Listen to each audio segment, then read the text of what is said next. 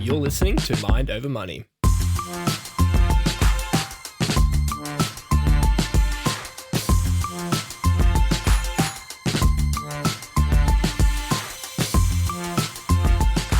Hello Australia, Lachlan Nicolson here, and we know you've been enjoying our long-form discussions, and we're going to be back soon from our break with more episodes for you.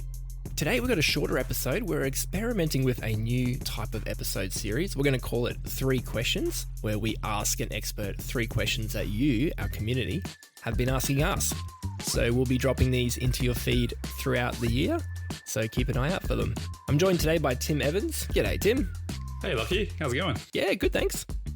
And Tim, who do we have with us today? Well, today we have Chelsea Goodwin joining us, and she's a real treat. She's helped thousands of Australians cook healthy meals on a budget, and she's author of the best new cookbook, $10 Meals in Australia, which you can get pretty much anywhere and everywhere. I just see it all the time. And so everyone should grab it, put it on their kitchen bench and cook a meal. And Chelsea's on a mission to educate Australians with how to cook healthy meals on a budget. So welcome back to the podcast, Chelsea. It's great to be back, Tim and Lockie. Thanks for having me. It's our honour, really. Yeah. My wife and I saw your book again recently at, I think it was Big W, and we took a selfie with it. Yeah, it is everywhere. I love it. I love it. Oh, I love hearing that. Yeah, it is. I'm seeing it everywhere too, which is just crazy. But no, it's great. What's life been like post book launch? What's changed? A lot and not a lot at the same time. I'd say. I mean, I've had some wonderful experiences. I've got to do, TV and radio and travel and meet so many people that have bought the book and hear about their experiences and what they love about the book, which is amazing. But my life is really just the same. I'm still here with my kids and my dogs in Brisbane. So good. So cool. Oh, well done, though. We're very proud of you and so excited for the journey. And we know it's not finished. It's just no. I have I'm currently writing my second book, which is that's been I guess that's been taking up most of my time at the moment. So just coming up with new recipes and new meal plans, and that'll be out next year. Oh, very exciting. Is that going to be $11 meals just to include a bit of inflation? No, that is not the title of the new book. Okay. But I will. Can you give us a listener exclusive on the title, or is it all signed at NDA? Honestly, we haven't finalized the title. So I can tell you that I have just, I've submitted my first draft. So all the recipes are done. They've all been tested. And I'll be starting photography for my book in a couple of weeks, which is really exciting. So, we're still working on it, still finalizing things, just scrambling to get everything done. Wow. So you're telling us if there's still time to put in our suggestions. So absolutely. Everyone send in any ideas you got for as long as it's not $11 meals with Chelsea, we're okay. Well, I'm out then. That one got voted down. Okay, we'll send them in. There's a link in the show notes where you can email us. Let us know. And if you have any questions for Chelsea, pop them in as well or message us on Instagram. Okay, Chelsea, we're going to put you in the hot seat. Hey, 3 questions. Hit me. Let's do it. Tim, do you want to kick us off with question 1? Sure. Well, we're heading into warmer weather here in Brisbane anyway. And just a simple question to start us off. What is your go-to warm weather meal? If you're not sure what to cook, or you maybe not even feeling creative to try something new, but what would be your go-to? Okay. Well, I definitely have those days, quite frequently actually, where I just can't be bothered. And, the weather's hot. We all know how hot it gets here in Brisbane. My default would probably be a salad. So something like a Vietnamese, because we still need protein, right? We still want something filling, but not too heavy. So I would say a Vietnamese noodle salad, maybe with some leftover chicken that I've roasted, previously, or that's left over from another meal, or sometimes I'll just quickly poach some chicken and shred it up. But it's such a light, fresh, summery meal, super colourful, very low cost as well. And I can make the dressing at home with really basic pantry staple ingredients, which makes it sort of an easy one as a go-to recipe when I don't necessarily have to go out and buy everything. You can buy great store-bought Vietnamese dressing though, so you don't have to make it. But yeah, I'd say that would be my go-to summer meal. Oh, wonderful. Would Haagen-Dazs rum raisin count? Well, I'm not a big fan of rum and raisins, so I'm not going to back you on that one. But I mean, you can eat whatever you like, really. That's another podcast episode. What's your meats? Yeah. My go-to. Yeah. No, I think Speaking that's of Vietnamese, Chels, we were talking before about what is our go-to, and mine at the moment's been banh mi's in terms of Vietnamese food. And yeah. Who doesn't love I'm a banh real mi? sucker for banh mi. And the problem is we have 5 now within 2-3 minute walk from our house. So Oh yeah, they're there's everywhere. just so many popping up. Do you have any suggestions around how I curb my banh mi addiction? Because it's kind of eating away my budget. Yeah. Okay, fair. Look, I'm not going to tell you to stop eating banh mi because they're just so good. But you don't have to spend $12 a roll, every time you have a craving. I would say, here's what I do. I buy the rolls from Vietnamese bakeries, and they're everywhere in Brisbane. But I think the best ones are in Anala and Dara. You've got to go to where the Vietnamese community are based, and out in those areas, you're spoilt for choice when it comes to bakeries. So go out there, buy your rolls, and then you've got to, if you want like an authentic banh mi, you've got to source those ingredients. So you can go still out in those areas in Western Brisbane. You can get the daikon radish, you can get the pate that they use, the Vietnamese pate. You can buy that and make your rolls. And you could probably, I would go as far as to say, you could probably make 4 to 6 rolls for the same price as buying one roll. Wow. So, and then it's just whatever protein you want to fill it. So it might be leftover roast pork with crackling. It might be, I make them with Vietnamese meatballs. They're delicious. You might just want, again, like the chicken. So you could roast a chicken and use it for the Vietnamese noodle salad and then use it for your banh mi. That's how I like to cook. So yeah, just get creative. That's really cool. Okay, we could talk more about this, but that's a hot tip. I could go talk to all day Anala about or Dara. banh mi. Yeah. Everyone go to Dara and source out the Vietnamese shops Yeah. for the ingredients. Okay, so question number 2, let's hit you with this one. Okay. What's 1 or 2 things that people should focus on if they want to slash their grocery bill? People are spending a lot of money at the grocery shops, the big supermarkets, I should say. So how can we improve our cash flow? What should we focus on? I feel like a bit of a broken record when I say this all the time, but you need to meal plan.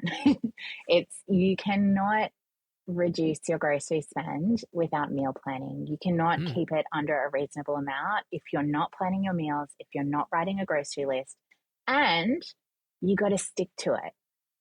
So you can't go rogue. If you write, it's all great to meal plan and write your list, but if you go grocery shopping and you're buying an extra 25 items on impulse, or you're buying the items you need and then you get home and you don't cook the meals, it's not gonna work. So I'd say definitely meal planning is number 1. Yeah. Yeah, it's great. So good.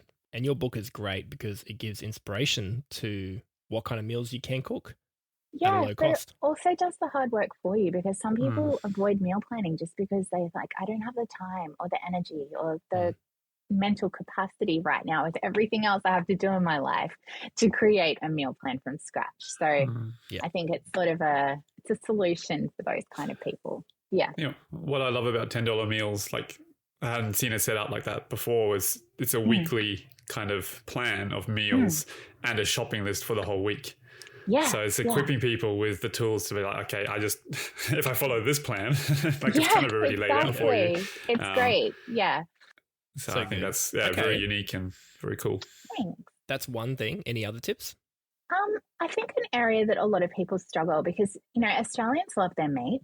We love, especially if you have, people of a certain generation that grew up eating a lot of meat, or if you've got teenagers and they need so much protein to keep them going, kids, teenagers that play sport, you're constantly feeding them. So I think that's an area that people struggle with in their budget, because they think, I've got to buy meat. I've got to buy so much meat, and it's killing me every week to spend all this money on meat, especially if they're maybe not buying the cheapest cuts. Yes. But I think that's an area where a lot of people can make a change, because just by making some really simple changes to the types of meat that you're buying, you can save literally hundreds of dollars a month on your groceries.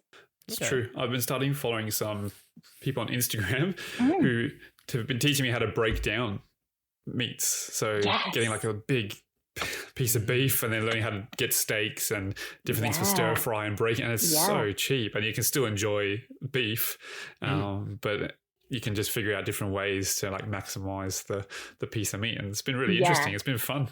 It is. It's great. I mean, generally speaking, the larger the cut of beef that you're buying or the cut of meat that you're buying, the less you'll be paying per kilo. Or if you're able to buy, for instance, a whole chicken, the cost per kilo is always going to be a lot less than buying those parts separately. So if you can learn to joint a chicken and break it down into pieces, and you can learn how to slice up a large piece of meat into steaks like you are, into stir fry strips, into, you know, for different uses, you can really save a lot of money. Definitely. So on the seafood front, would that be, like you talk about changing different types of meats that you're buying, would it be the example of saying not buying a barramundi, fresh versus buying maybe a frozen fish?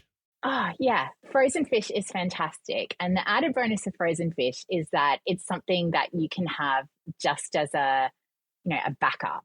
You can keep it in your fridge for ages and pull it out when you need it. And it's so much cheaper per kilo than buying it fresh. Another option that sometimes people don't realize is you can buy the thawed product in the deli. So that's great if you don't want to buy as large quantities as the ones in the packets or the boxes. You can just buy a single thawed fillet at the deli at the major supermarkets. And that will usually be, I'd say, at least half the cost of the fresh equivalent. Wow. Cool. I need to try that. Never tried that. Yeah. It's really good. No, I love thawed barramundi is one of my favorite fishes to buy if I'm at the supermarket. How would you prep that? I love just doing it pan fried with a bit of a buttery garlic sort of lemon sauce. Absolutely delicious. Or I would have it. See, I'm not a huge seafood eater, so I'm a bit particular with how I cook it. But I love fish in curries. So that would probably be my other favorite way to do it. And you can just poach it. It cooks so quickly. Cut it up into smaller pieces and poach it in the curry sauce. Love it. Oh, so good. Okay, on to the final question then. Yeah. What's your expert wisdom advice to people who are trying to avoid junk food? So obviously takeout is convenient. It's often hyper palatable, delicious. Any advice around that? I think we all know the KFC ads by now.